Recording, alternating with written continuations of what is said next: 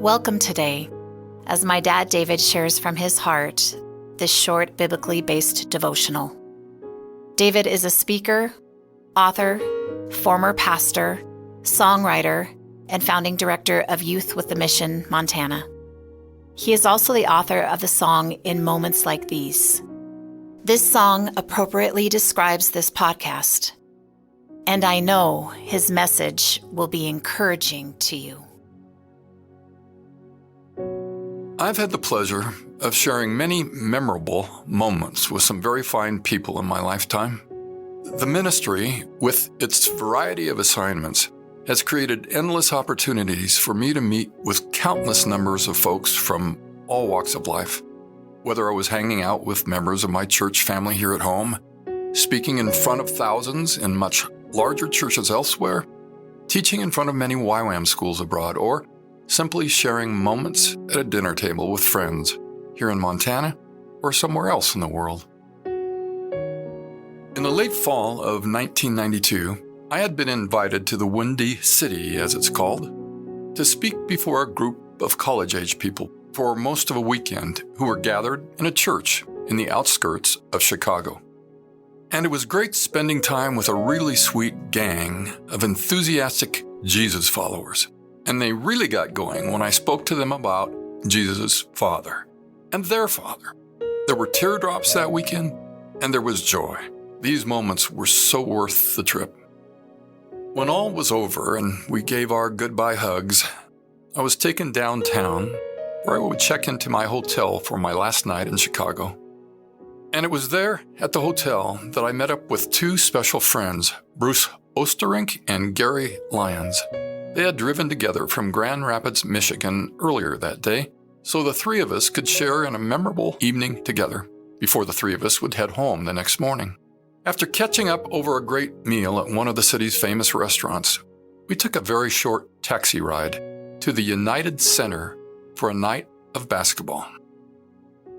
And it wasn't to be an ordinary night of basketball. On that night, my two friends and I would be the guests of two more friends of mine, June Jackson and her husband, Phil, the legendary head coach of the Chicago Bulls. We would be sitting in the Jackson family section at courtside, just one row back. It was pretty surreal meeting up with these friends and watching such an entertaining event. I'm sitting in my chair next to June while looking up at Michael Jordan shooting and chewing gum at the same time, only a few feet away from me. Most of all, it was fascinating watching Coach Phil at work, leading his boys to yet another NBA championship. I was first introduced to Phil and June Jackson in 1974, I believe. It was during the first few years that I was the assistant pastor under Hal Curtis at the Little Brown Church in Big Fork, Montana. At the time, Phil was still playing basketball for the world champion New York Knicks, and during the off-season, during the early summer months, he and June would spend time at their home in our Flathead Valley.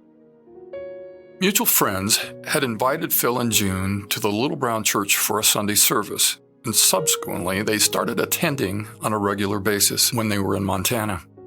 I think they were somewhat captivated by Hal's most intelligent and anointed messages. When I first met the Jacksons, and before I knew who they were, I was taken back with how tall Phil was. At 6'8", he was the tallest man in church by far. He wore a nice smile on his face, and soon I would find him to be a very deep-thinking individual. We had the Jacksons over to our house for a barbecue once, and they had us over to their place once or twice. But Phil's enormous and soon-to-be year-round responsibilities in the world of coaching would prevent the Jacksons from visiting Montana very often. And so, we wouldn't be seeing them much more after that. It was probably meant to be, but it was during a couple times around a campfire with Phil and a few other folks that I learned a bit about what was going on inside Phil. We weren't on the same page about a lot of things, and he knew that. But I could see in him then what the world, and especially the star NBA players, would see in him later. At the time, Phil was a key role player on the New York Knicks teams that had won NBA championships in 1970 and 73, sharing the court with Jerry Lucas and 5 other future Hall of Famers. And very notably, in the process, Jackson also absorbed the principles of winning basketball from the Knicks head coach, Red Holzman. As a result, as one commentator put it, Phil Jackson won each and everyone's heart, both as an efficient basketball player and as a coach. Phil's coaching wisdom would come from absorbing what he had experienced and translating it into his own assignment. And so what he became so good at was understanding how to wisely lead his followers. Here are a few short quotes from a few of his books. This is how Phil thinks, and it was what he demonstrated to his players. The first quote, "Love is the force that ignites the spirit and binds the team together." The second, "The strength of the team lies within the individual, and the strength of the individual lies within the team." Followed by this, "Never let your successes go to your head. Never let your failures go to your heart." And this one, "Leadership is not about forcing your will on others. It's about mastering the art of letting go." And finally, "You can't force your will on people. If you want them to act differently, you need to inspire them to change themselves." Phil Jackson has 13 NBA championship rings. 2 of those rings are from his time as a player with the New York Knicks. The other 11 are from his time as a coach for the Chicago Bulls and the LA Lakers. Phil was the head coach of the Chicago Bulls from 1989 to 1998, leading them to 6 NBA championships. It was unprecedented.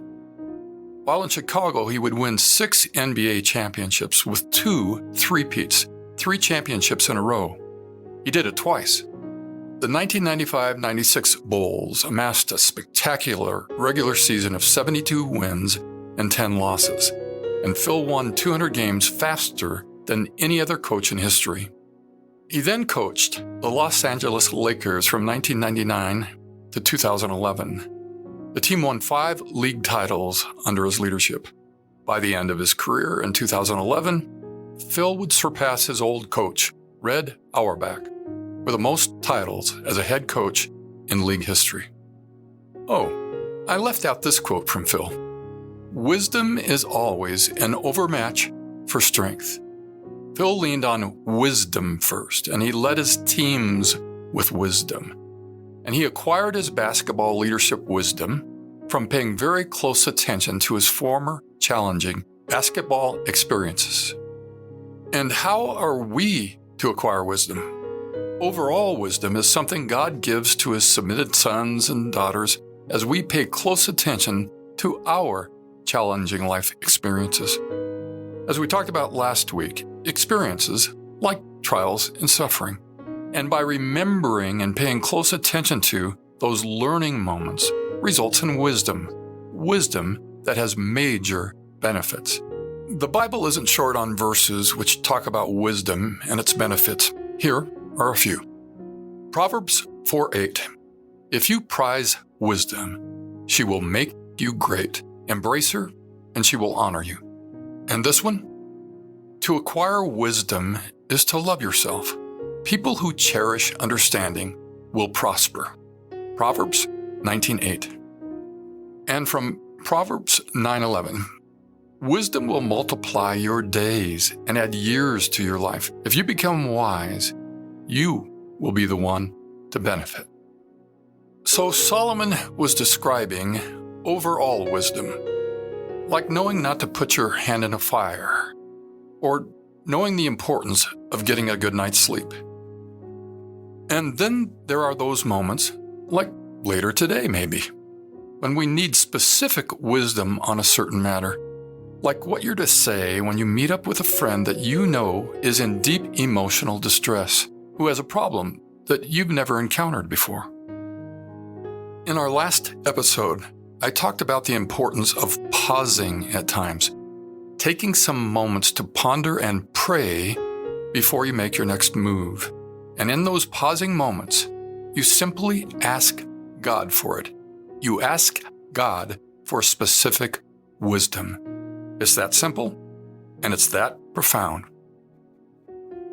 James chapter 1, verse 5 is the best go-to verse about this that I can think of.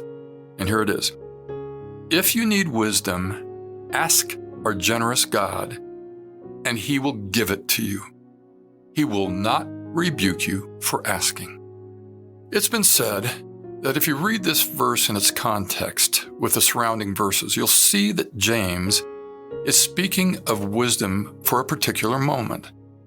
James is talking about specific wisdom for those times when we just don't know what to do, what the best choice is, which way to go. Those who truly trust God will ask Him for wisdom, and asking God for wisdom is evidence that we trust Him. And James says here that God gives wisdom generously. He doesn't hold back. In fact, God gives wisdom away without criticism or finding fault. He doesn't look at our previous foolish choices and then decide we're not worthy of receiving wisdom from Him. No, He waits to give us wisdom. He wants to give us wisdom, and generously. What an amazing promise we have. Our loving and powerful Father in heaven stands by ready and willing to give divine wisdom to those who confidently ask Him.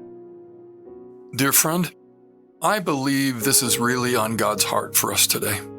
I believe He wants us to understand and remember, and more importantly, use the spiritual tools, the gifts that are available to us. Please hear this.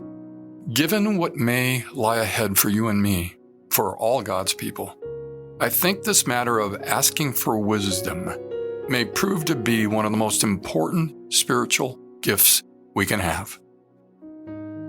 Dear friend, I urge you to use the gift He has offered you. Let your Heavenly Father be more involved in your life. I urge you to ask Him for wisdom, and I urge you to ask Him often. Dear Father in heaven, You have already been so good, so generous to us, and You want to give us more. You keep amazing me. With that in mind, and because I trust You, I will ask You for something right now. I ask You to give my friend, your dear one, and me greater wisdom over all. And when the moment comes, when we just don't know what to do next, please remind us to ask You for wisdom. And one more thing. I ask You to visit my friends Phil and June today, wherever they are, and speak Your kingdom words to them. Let it be. You've been listening to In Moments Like These with David Graham. If you'd like to contact David or find out more information about In Moments Like These, please visit inmomentslikethese.com.